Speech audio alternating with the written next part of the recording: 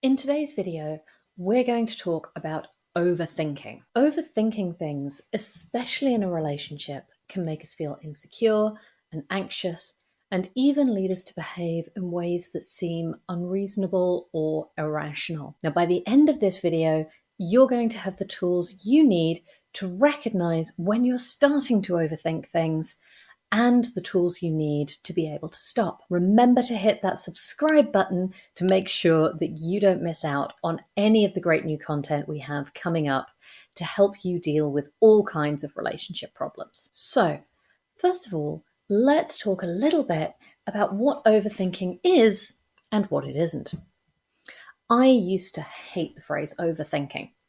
Loads of people would tell me that I was overthinking things and that I needed to relax and go with the flow more. In many of these cases, I don't think I was overthinking at all. I was just thinking, and that was inconvenient to them. Having said that, overthinking clearly is a thing. Sometimes you get so fixated on trying to understand a situation that you're looking for clues or proof or evidence where there really isn't any. For example, many years ago, a friend kept asking me whether I thought her crush liked her back. I'd never met this guy, but she was explaining all of the evidence that proved to her that he secretly loved her but wasn't able to express his feelings. This included all kinds of things, like how they'd been near a statue of Cupid and he'd suggested taking a photo of her posed as if the statue was about to shoot an arrow at her head. I was pretty sure then, and it was later confirmed, that she was overthinking this, and that there really was no subtext beyond that would be a kind of fun, cute picture. So how can you tell the difference between thinking and overthinking? The main difference is that overthinking is usually focused on anxiety and worry, while thinking is about being curious. The friend I described wasn't just curious about whether this guy liked her, she was frantic for any sign that he did. Now, although she was desperate for evidence, she also only wanted evidence that supported her position. When you're thinking deeply about a topic, you want to understand how everything fits together, and you want to try out lots of different answers to see which one fits best. When you're overthinking, you just become stuck in one mindset, and you only really see evidence that supports that particular mindset. Now, in the case of my friend, she was focused on the thing that she wanted to be true. She wanted him to be secretly in love with her. Sometimes it goes the other way. You can become fixated on a mindset that isn't actually the thing that you want to be true. For example, you might be overthinking why your partner won't hold your hand in public, and you focus on the idea that it's secret evidence that he doesn't really love you. Now, you want him to love you, but the more you think about him not holding your hand, the more you become convinced that he doesn't. If you try to remind yourself that he does do other things that show love, your internal monologue replies, yes, but. So you might remember that he texts you every night to say goodnight, only to have your inner voice say, yes, but he doesn't mean it, or yes, but he's only doing that because he doesn't want to hurt your feelings.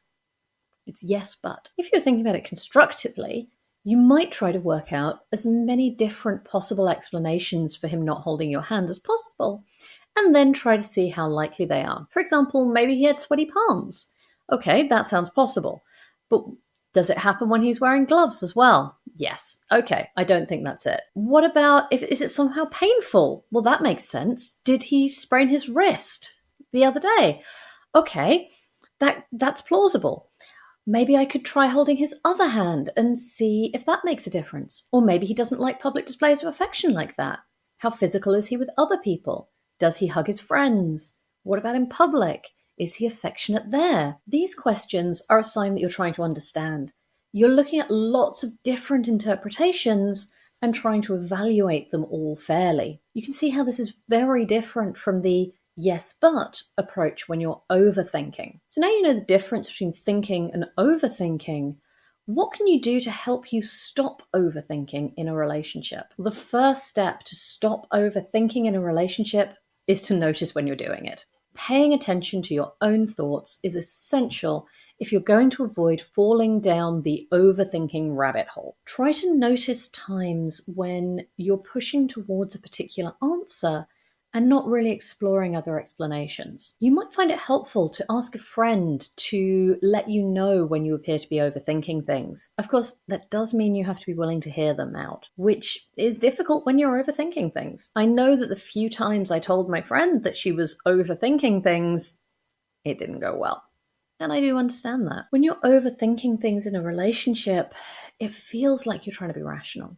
You're trying to think things through rationally, and you might be convincing yourself that you're succeeding. But overthinking isn't a rational or intellectual problem.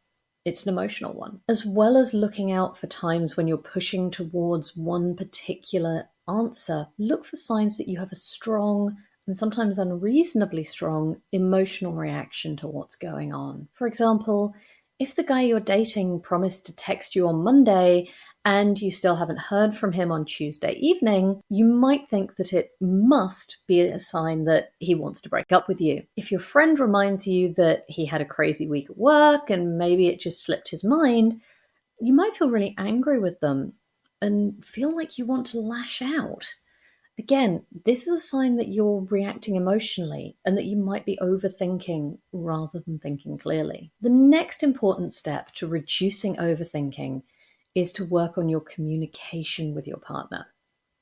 Overthinking happens when you're trying to work out something and trying to know what it really means. If you have a really great habit of open and honest communication with your partner, you don't need to do all that mental and emotional work.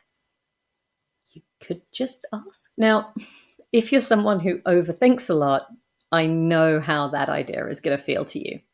You might have a sense of just rising anxiety, your heart starts to go a little bit faster, and your inner voice is saying something along the lines of, well, yes, but it doesn't always work like that. I mean, I can't just ask if he's planning on leaving me. How would I know if he's telling the truth? And anyway, wouldn't that make me seem... It's okay. It's okay. I get it. Working on that kind of open communication is work. It takes effort and bravery, and it means being vulnerable. And I'm not going to push you to be more vulnerable than you can manage at the moment. This isn't a, hey, just do this and you'll never have to worry again solution. It's a, this is hard, but why don't you try taking some small steps in this direction and see whether that makes anything feel better and whether that's achievable for you kind of solution. I can guarantee you that we're going to do more videos on open and honest communication because it's such a huge part of having a great relationship. But for now, see how much you can open up the communication in your relationship without feeling too vulnerable. You might say, I'm just wondering, is there a reason you don't like holding hands? If that feels too direct, you could say, one of my exes hated holding hands in public because he said it looked really awkward and clingy, but I always thought it was kind of nice. What about you? Do you have any strong feelings on it? If you're feeling a little braver, it can be helpful to be honest about your tendency to overthink. You might say, okay, so I've noticed I have a tendency to overthink things, especially when I'm dating someone I really like. This means that I might sometimes leap to conclusions that make no sense or feel unreasonable to you. I'm working on it, but I just wanted to let you know that this is part of how my brain works. It doesn't mean that I don't trust you or love you. It's just my insecurities getting in the way of me. They get the better of me briefly. But don't worry if that sounds too much at the moment.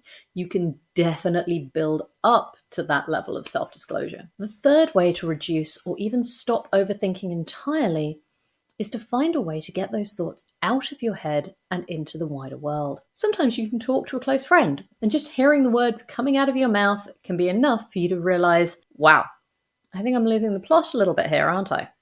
And then you can discuss how to work out what's really going on without overthinking. Often, though, we need a little bit more. Putting your thoughts on paper can actually be more effective than talking to a friend. You've probably heard people, including me, talking about the benefits of journaling. It really is great. It helps you to reflect on what's going on, improving your self-awareness, and allows you to process your thoughts and feelings. If you overthink a lot, it can also be helpful to read back through your journal to see times when you were overthinking before and what actually happened in the long run. This can help to give you a little bit more perspective. The fourth way to help stop your overthinking is a challenging one.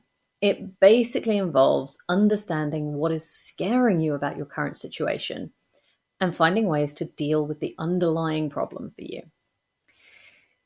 Yep, I know, it doesn't sound like fun to me either. But unfortunately for us, it is effective. So we've all been in the situation of not wanting to deal with a problem directly in case it doesn't go the way we really want it to. For example, you might not want to open a letter containing your exam results. The other day I heard a noise outside of my back door and I really didn't want to go and check it out. We know it's irrational, we just don't want to confront our fears yet. When it comes to post or emails, we can leave them unread. When it comes to relationships, rather than overthink, we need to dig down into the heart of the problem. Accept that it's scary, but try to explore the fears that are leading you to overthink rather than work on problems. It might be that you're scared of rejection or that you struggle to trust that people are going to be there for you. These kinds of deeper problems are often best worked on with a professional therapist, but you can still make good progress alone if you're not ready for that yet. Now, the most important thing when it comes to dealing with overthinking in a relationship is to be kind to yourself and to practice self-compassion. Overthinking is a sign that you don't feel fully safe and settled and secure. Learning to give yourself the compassion and love you give to others can help quiet the maelstrom in your mind. If you catch yourself overthinking, don't berate yourself. Instead, say, okay, that's my overthinking brain going again. I know it's trying to help me, even if it's actually making things worse right now. So what danger has it spotted? And how can I try to protect myself in a way that doesn't hurt my relationships? That's a far more productive and self-loving way to talk about your overthinking. It's being kind to yourself. How does this compare to your experiences of overthinking? Have you tried being kind and compassionate to yourself? How'd it go? Let me know in the comments. And as always, don't forget to like and subscribe. I'll see you soon.